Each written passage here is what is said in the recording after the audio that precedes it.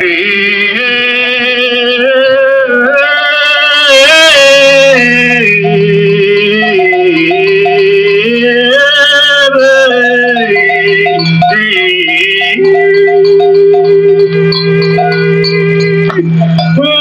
tarde de inverno no meu sertão brasileiro, brada o trovão no nascente, a água desce ligeiro, a vaca passarinheira volta do pé da porteira pra dar trabalho ao vaqueiro.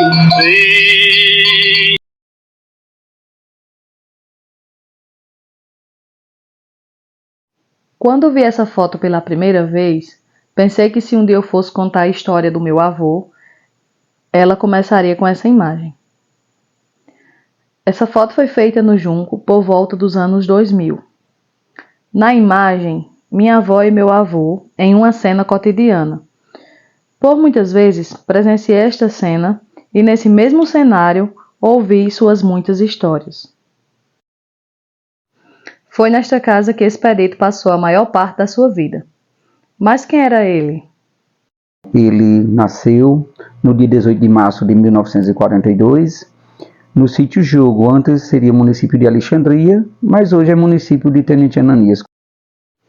Das lembranças da infância, essa é a única imagem de Expedito. Ele é o primeiro dessa fotografia. Seu corpo esguio, trajado apenas por uma calça, mostra sua origem pobre ao lado da sua numerosa família. Quando eu me entendi de gente, eu tô quase tudo casado. No final de Zé casou, eu tinha 10 anos. Aí pronto, já vivia sem contato, nem viver assim mais ele.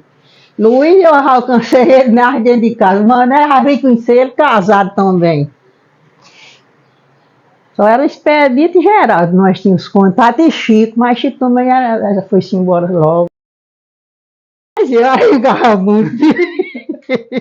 Arregava, que gostava do fute, toda coisa que brincava, aí os outros caíam em cima, ele fazia fute, e o papai tinha brigado com nós. Mas ele brigava mesmo mais, eu arengava muito, e nós arengava que era o outro gordinho. Qualquer coisinha ele fazia isso. Quando ele veio morar no sítio Timbaúba, foi quando ele, ainda menino, chegou e conheceu a esposa, a minha mãe, Raimunda Bezerra, que era filha do patrão.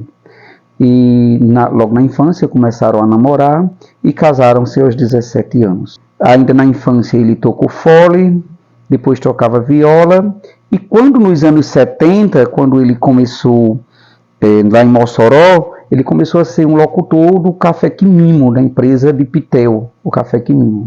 Desde o Café Quimimo que eu andava mais, corria vaquejada, quando eu chegava em Mossoró, ele mandava subir lá no caminhão, até onde ele corria. Ao longo do tempo, como sabe-se, ele sendo o locutor do carro do Café Quimimo, ele fazendo a locução em Alexandria, foram convidados para fazer a primeira vaquejada lá por Almari Sarmento e Antônio Sarmento, no Parque Antônio Sarmento de Sá, no ano de 1974.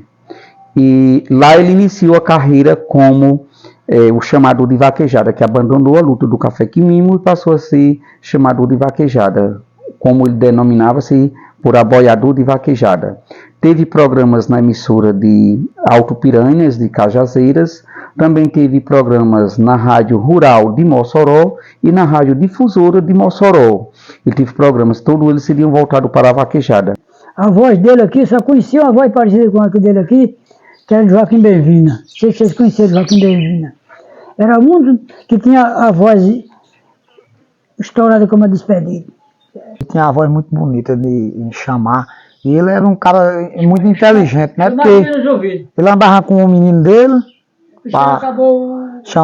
ele ficava no microfone e o menino aqui. Só o menino que ia, um rodízio de 10. Aí ele não sabia ler, aí pegava o menino fulano de tal aqui, a comparação dizia, Mário Neto vai entrar agora, aí fulano na 10, na 11, né, assim, aí fazia. Quando ele chamava de 1 a 10, a comparação de 1 a 10, um rodízio de 1 a 10, Quando ia voltar pro segundo boi, ele já tinha na memória tudo, quem correu na 1, quem correu na 2, quem correu na 3. Isso eu menino, eu era menino, eu escutava muito o povo falar, entendeu? A inteligência dele. Nesse período, ele teve o auge, né, o apogeu de sua carreira, principalmente nos anos 80 e os anos 90. E nesse período ele seria conhecido como expedito aboiador em toda a região, por todo esse canto que ele passou, né, que fez grandes amigos daqui até Brasília, como podemos dizer. Dentre ele teria outros companheiros que estiveram com ele em diversas locuções, como Zé Paulino, Galego Aboiador. E nesse auge ele era conhecido como expedito aboiador, 1980. Eu lembro dele gravando isso naquele gravadorzinho, velho, que tem lá no Junco. Ficou tão miudinho ele aqui, né? Que expedito é você ver, bem graudão, né? E aqui é bem miudinho. Vocês são bem miudinhos. Ali no meu celular tem. Ele aboiando desse mesmo jeitinho aqui, com a mão num canto. A gente ficou bem parecido ele, viu? Ele não era feio, não, quando era novo. Nem um dos meninos lá de casa não era feio. Eu acho que tudo era bem parecido.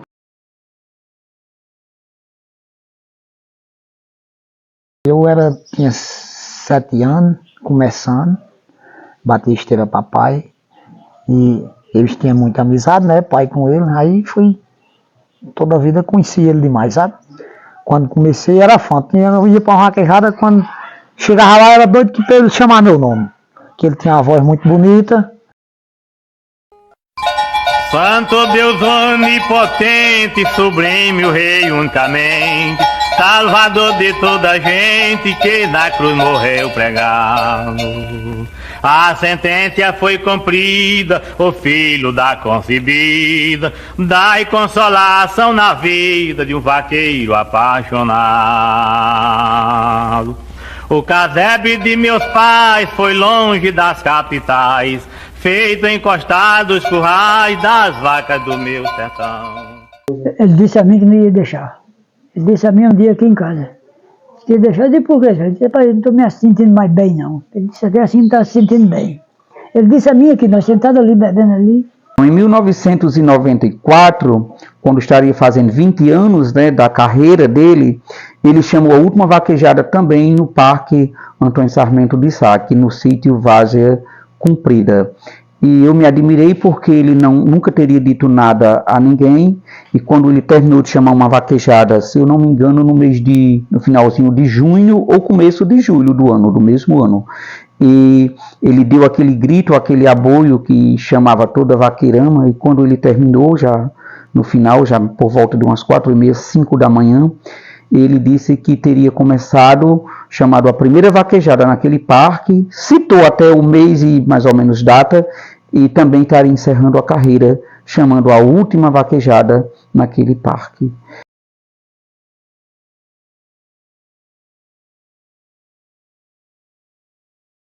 E ele não chamou mais vaquejada. A partir daí, ele, se convidasse, ele ia fazer a abertura de uma vaquejada, mas ele não chamou mais vaquejada. Mas mesmo assim era contagiante, que onde nós estávamos, ele era cheio dos amigos, tanto os vaqueiros novos como os vaqueiros mais velhos. Eles têm um conhecimento, mas ouvia falar, sabe? Mas conhecer mesmo, eu acho que é pouca gente que conheceu. Pouca gente. Tem os vaqueiros velhos, né? Na época de pai, tudo conheceu. Na minha geração, já pouca gente conheceu. Ouvi falar de Expedito Medeiros, aboiador através do saudoso meu pai Simadibia, que Deus o tenha.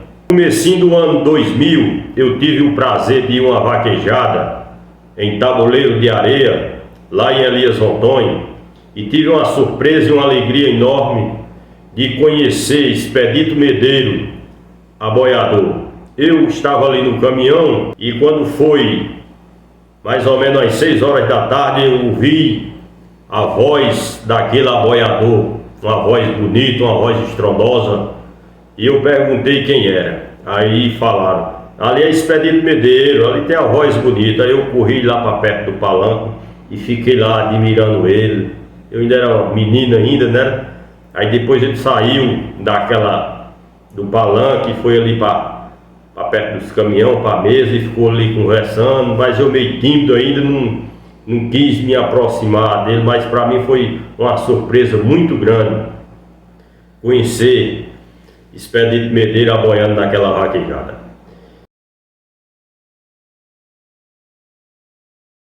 Expedito fez falta aqui no Nordeste. Muita falta nesse ramo de vaquejada, nesse ramo, essas coisas, fez muita falta. Quer dizer, alegre, um homem alegre. Um homem que merece um canto do bom.